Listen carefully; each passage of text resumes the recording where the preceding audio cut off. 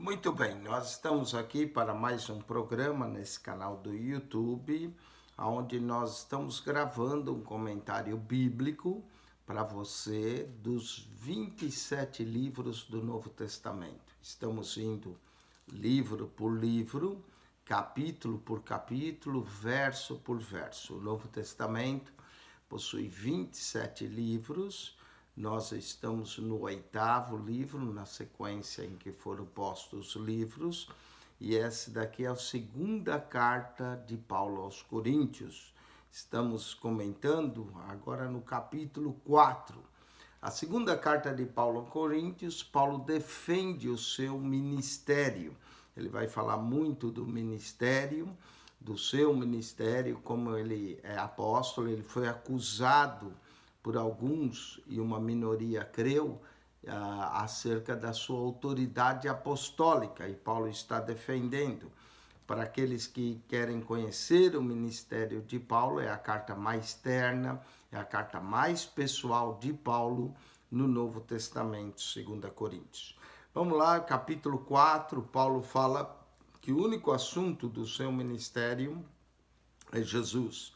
Paulo pregava a Cristo, Paulo vivia Cristo, Paulo tinha uma identidade perfeita com Cristo. Ele chega a dizer na sua carta aos Gálatas: já não vivo mais eu, mas Cristo vive em mim.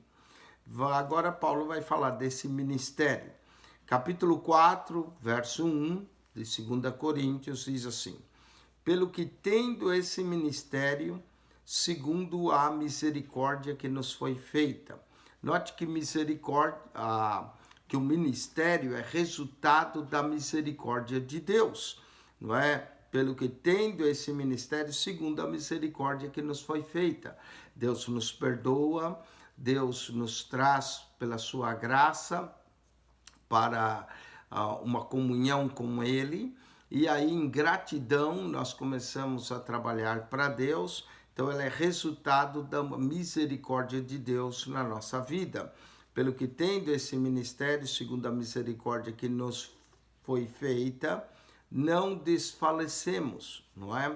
Muitas vezes o ministério pode se tornar pesado e algumas pessoas vêm a desfalecer. Mas Paulo diz, pelo que tendo esse ministério, segundo a misericórdia que nos foi feita, não desfalecemos.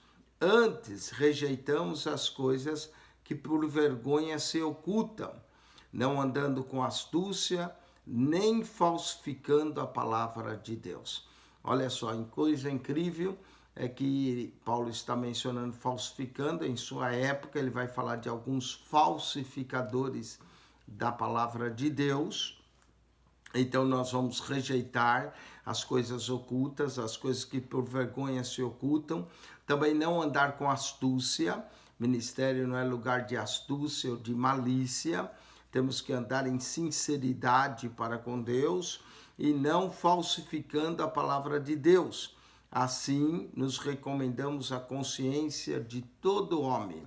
Veja a tua consciência para com Deus, não é? A consciência de todo homem, na presença de Deus, pela manifestação da verdade.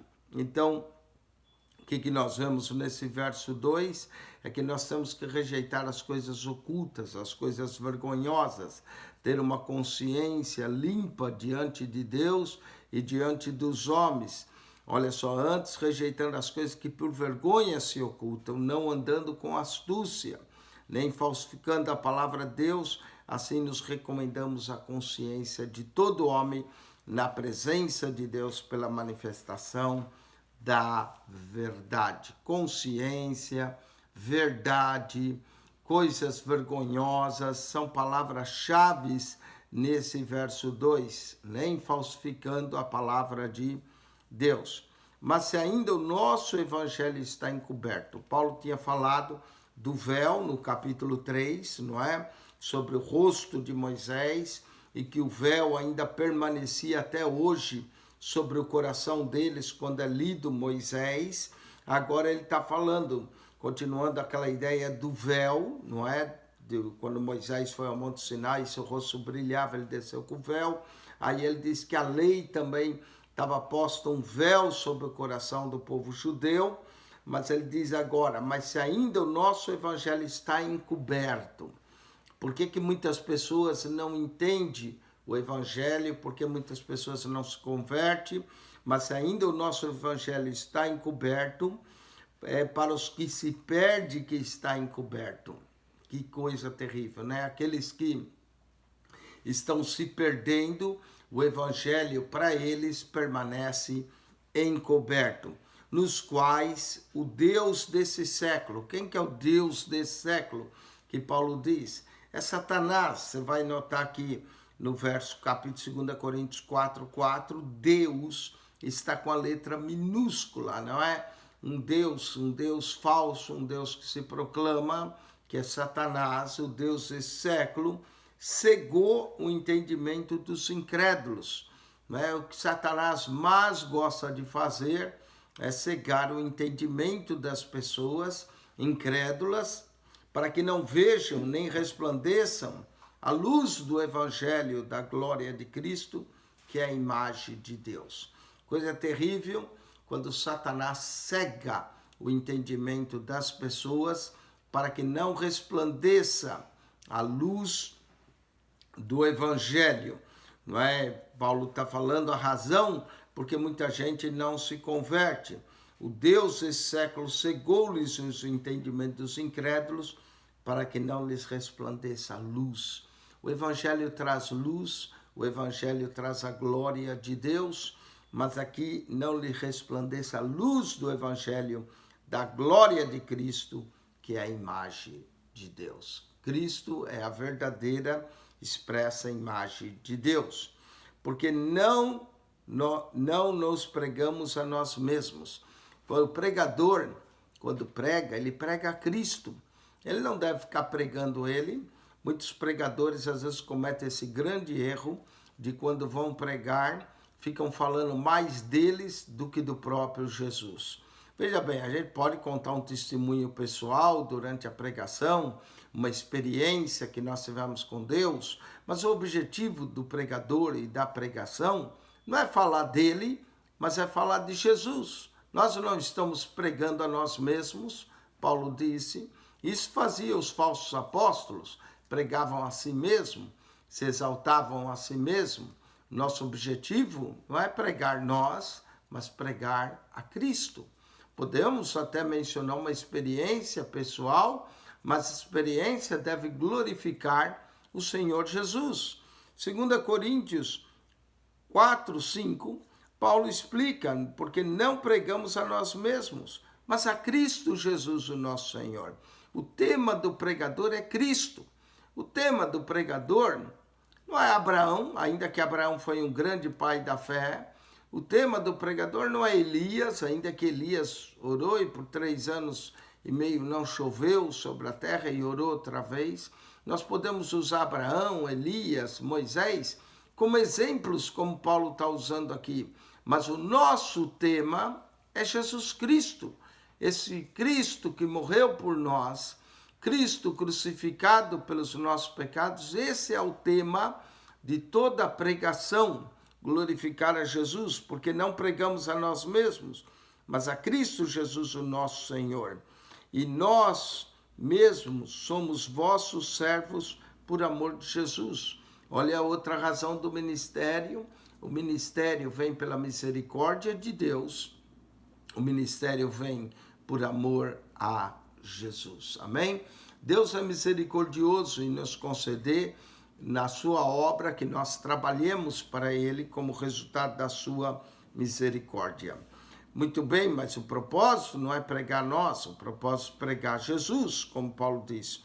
Porque Deus que disse que das trevas resplandecesse a luz, é quem resplandeceu em nossos corações para a iluminação do conhecimento da glória de Deus na face de Jesus Cristo. Iluminação. Há uma coisa interessante das Escrituras, né? As Escrituras foram escritas por revelação, de forma que quando nós lemos as Escrituras precisamos ter uma revelação, a mesma revelação que levou os escritores a escrever. A escritura também foi dada, como Paulo diz, toda a escritura é inspirada. Então as escrituras também têm inspiração, elas são inspiradas, e a mesma inspiração do Espírito de Deus que inspirou os homens a escrever a escritura, nós precisamos. Por que muita gente lê a Bíblia e não entende nada? Não é? Por quê? Porque falta inspiração. Falta inspiração, muitas vezes falta a revelação do que Deus quer falar. Quando Jesus perguntou, quem diz os homens que eu sou? Não é? Cada um deu uma resposta, uns dizem que você é Elias, outros dizem que você é Jeremias, outros dizem que você é João Batista, ou algum dos profetas. E aí Jesus disse, e vós quem dizeis que eu sou? Pedro disse, tu és o Cristo, o Filho do Deus vivo. Jesus disse, não foi carne e sangue que te revelou, mas o meu Pai. Nós só conhecemos a Jesus e conhecemos a palavra dele através de uma revelação. Também é preciso a inspiração. Como Paulo diz, toda a escritura é divinamente inspirada e proveitosa, não é? Para ensinar, para redarguir, para corrigir o homem de Deus em injustiça. Então nós precisamos de revelação para conhecer Jesus e conhecer sua palavra. Nós precisamos da inspiração, da mesma inspiração que inspirou os profetas a escreverem para poder entender a Bíblia. E aqui em 2 Coríntios 4, 6, nós temos o terceiro componente muito importante, chama-se iluminação. Iluminação. O nosso entendimento tem que ser iluminado. Não podemos mais andar nas trevas, ter o conhecimento obscurecido pelas obras do inimigo de nossas almas, não é? Pelo Deus desse século que cega o entendimento para que não lhe resplandeça a luz do Evangelho de Jesus. Mas olha só verso 6, porque Deus que disse das trevas resplandece a luz. Quando é que Deus diz isso? Na criação. Não é? Na criação, no meio das trevas, Deus disse, haja luz. Que haja luz em nós, que haja luz do Evangelho de Cristo, que haja luz da glória de Deus, e resplandece a luz a quem resplandeceu em nossos corações, não é? A terra era sem forma, vazia e havia trevas. Essa é a condição do homem sem Deus, sem forma, vazio e em trevas. Mas quando Deus diz que resplandeça a luz, da mesma forma que a luz do Evangelho de Cristo possa brilhar, resplandecer em nossos corações para a iluminação do conhecimento da glória de Deus na face de Jesus. A glória de Deus se encontra na face de Jesus. Amém? Na face de Jesus está a glória de Deus, a iluminação do Espírito. Então, para entender as Escrituras, é importante ter revelação, é importante ter inspiração e é importante ter iluminação. Amém? Se nós tivermos a revelação junto com a inspiração e a iluminação que tira todas as trevas, nós podemos compreender melhor as Escrituras. Temos, porém, esse tesouro. Que tesouro? Em vasos de barro. O vaso é de barro, mas o tesouro é celestial. Temos, porém, esse tesouro em vasos de barro, o apóstolo diz, para que a excelência do poder seja de Deus e não de nós. Quando você olha para o vaso não tem nada para dar, mas há um tesouro que é colocado dentro do crente, o tesouro da revelação, da inspiração, da iluminação. Temos, porém, esse tesouro em vasos de barro, para que a excelência do poder seja de Deus e não de nós. Amém? Excelência do poder. O poder de Deus é algo excelente, é algo maravilhoso. Vamos entender o que Paulo diz. Lembra que eu falei tribulação, aflições, são palavras chaves na segunda carta aos Coríntios. Em tudo somos atribulados. Você pode ser atribulado, mas não angustiados. Angústia é diferente de tribulação. Em tudo somos atribulados, mas não angustiados. Perplexos, às vezes ficamos perplexos, não é? Mas não desanimados, não percam o ânimo. Aliás, em meio às aflições, diz a Bíblia, tem de bom ânimo. Jesus disse, no mundo tereis aflições, mas tem de bom ânimo. Nunca perca teu ânimo, nunca fique desanimado. Pior coisa para um crente é viver desanimado, né? Desanimado é sem ânimo, sem vida, sem estar vegetando, né?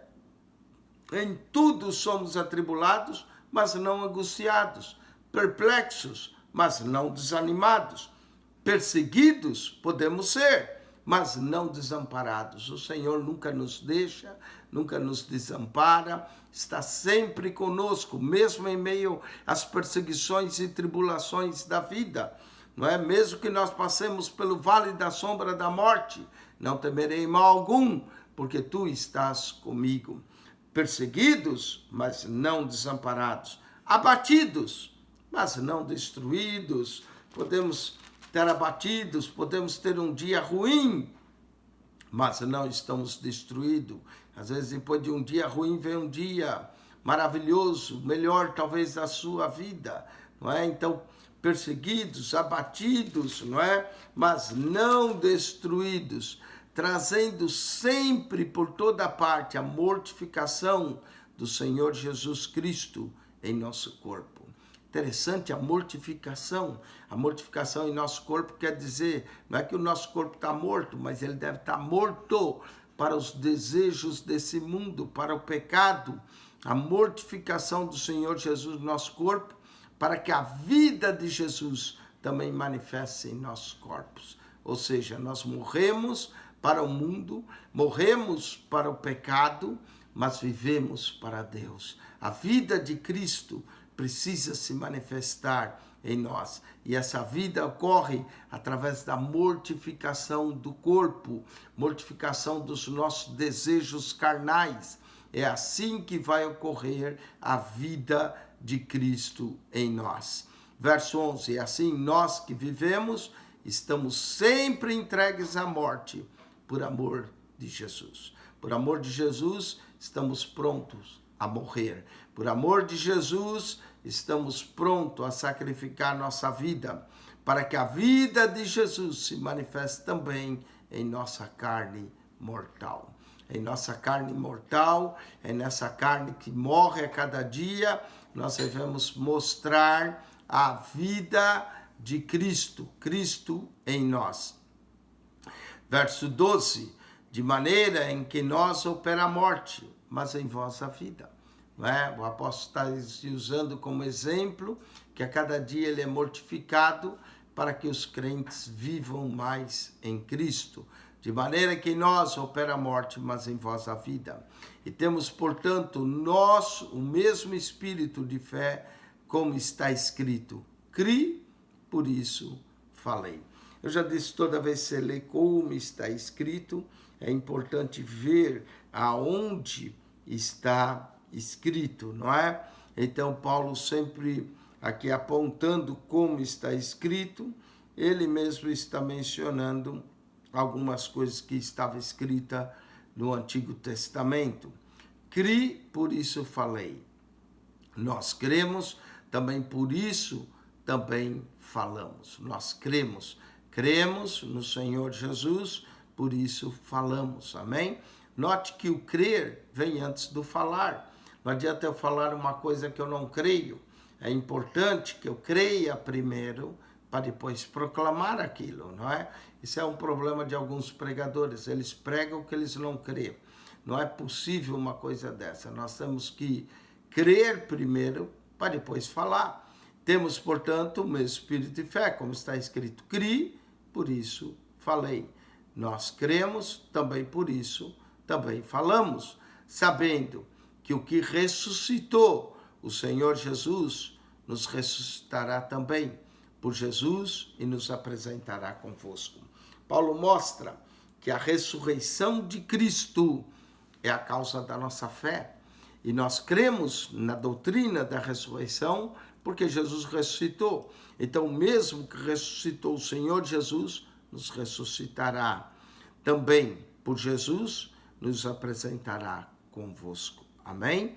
A doutrina da ressurreição é algo maravilhoso nas cartas de Paulo. Paulo menciona ela diversas vezes.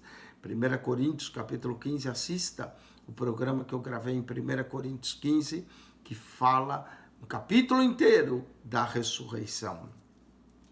A ressurreição de Cristo, não é? Maravilhosa, e por isso nós também havemos de ressuscitar. Porque tudo isso é por amor de vós, para que a graça multiplicada por meio de muitos, a graça pode ser multiplicada. Graça não é uma coisa que você recebe uma vez e pronto. Graça, nós recebemos graça sobre graça. Todos os dias a graça de Deus se manifesta, e essa graça pode ser multiplicada por meio de muitos, tornando abundante a ação de graças para a glória de Deus. Não é? A graça de Deus se manifesta para que nós possamos dar também ações de graça. Sermos gratos pela nossa salvação, sermos gratos pela misericórdia de Deus. Eu digo que ministério é resultado de gratidão.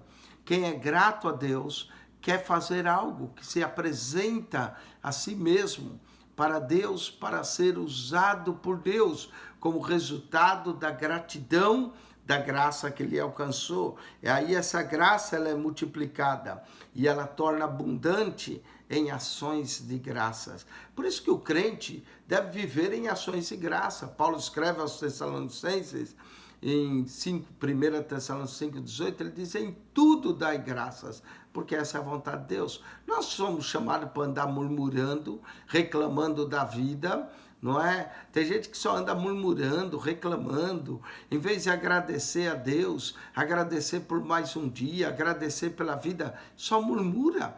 Murmura, parece o povo de Israel no deserto, que murmuradores e caíram por causa da murmuração. Assista 1 Coríntios capítulo 10, comentário que nós fazemos do povo de Israel, que acabou caindo.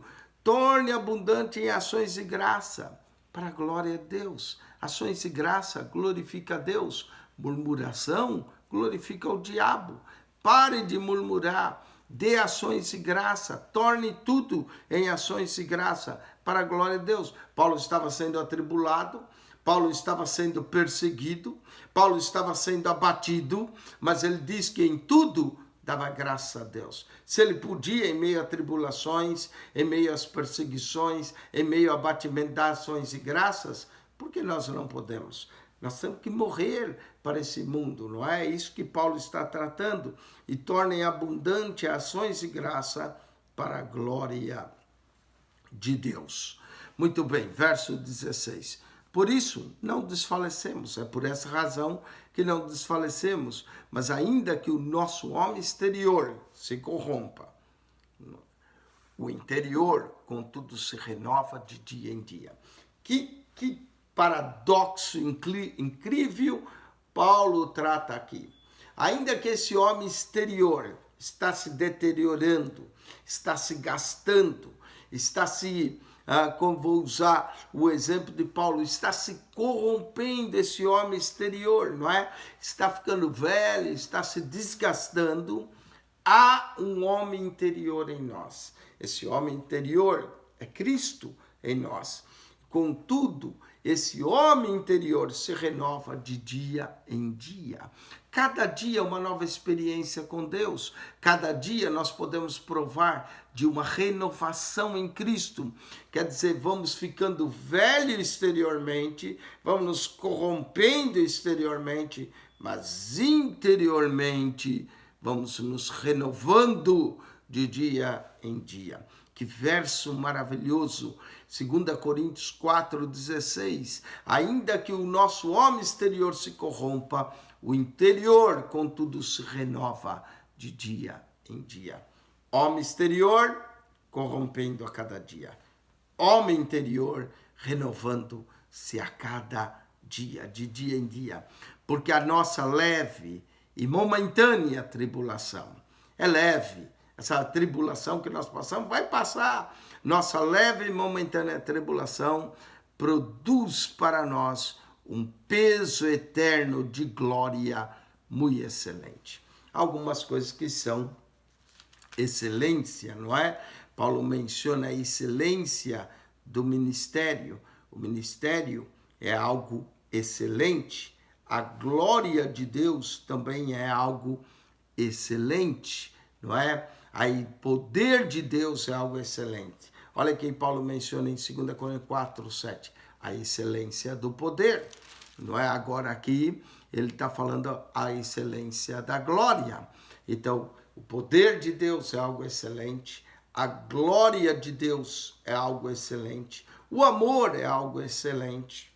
2 Coríntios, não é? 1 Coríntios, Paulo diz no capítulo 12, né? Buscai com zelo os dons espirituais e eu mostrarei um caminho mais excelente. Paulo também diz, aquele que deseja o episcopado, excelente obra deseja. Há coisas boas, há coisas ótimas e há coisas excelentes, não é? Então há coisas boas, há coisas ótimas e há coisas excelentes. O que é excelente? O poder de Deus é excelente. A glória de Deus é excelente. O amor é excelente. O ministério é excelente. Porque a nossa leve e momentânea tribulação produz para nós um peso eterno de glória muito excelente. Não atentando nós nas coisas que se vê, mas nas que não se vê. Cuidado, as coisas que se vê nós nos enganamos, são as circunstâncias. Vamos atentar nas coisas que não se vê, porque o crente anda pela fé, e a fé é justamente as coisas que você não se vê, não é? Não atentando às coisas que se vê, mas as coisas que não se vê, porque as que se vê são temporais, mas as que não se vê são eternas. Coisas visíveis e coisas invisíveis. Tudo que nós vemos é temporal. Tudo. A casa passa, não é? Até o dinheiro passa, é temporal, fica aqui na terra. Não atente para as coisas que se vê, mas atente para as coisas que não se vê. Quer ver o que não se vê? Felicidade. Ninguém vê felicidade, isso é eterno. Amor, ninguém vê o amor, mas ele é eterno, não é? As coisas que não se vê são eternas. A fé, ninguém vê a fé. Nós cremos, a fé é eterna. Deus, ninguém vê Deus, mas ele é eterno. O Espírito Santo é eterno. As coisas que não se vê, as coisas invisíveis são eternas. Felicidade, amor, salvação, fé, Deus, o Espírito de Deus, as coisas que não se vê são eternas. Então não atente muito para as coisas que se vê. Né? Muita gente só está vendo catástrofe, tragédia, vírus. Né? Deixa isso. Não atente para essas coisas. Essas coisas são temporais, elas passam. Atente para as coisas eternas. Salvação, amor, graça, felicidade. Tudo isso vem de Deus. E essas coisas que nós temos que atentar. Amém? Muito bem, Paulo faz um contraste entre as visíveis, as invisíveis, o homem exterior que se corrompe, o homem interior que se renova, não é? A graça que é multiplicada, a mortandade do nosso corpo dia a dia, não é? Para que vivemos por Cristo, para que a vida de Jesus se manifeste em nós. Diz que nós temos esse tesouro em vaso de barro, para que a excelência do poder, nós vemos a excelência do poder, a excelência da glória.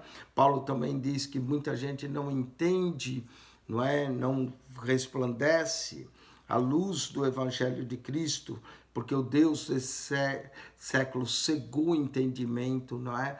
O Deus do século cegou o entendimento dos incrédulos para que não lhes resplandeça a luz da glória, mas Deus disse que haja luz, né? A luz resplandece das trevas, da mesma forma o Evangelho de Cristo resplandece em nosso coração.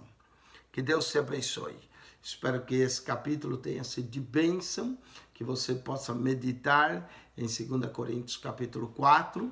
Quem esteve convosco mais uma vez, pastor Eugênio Piacentini.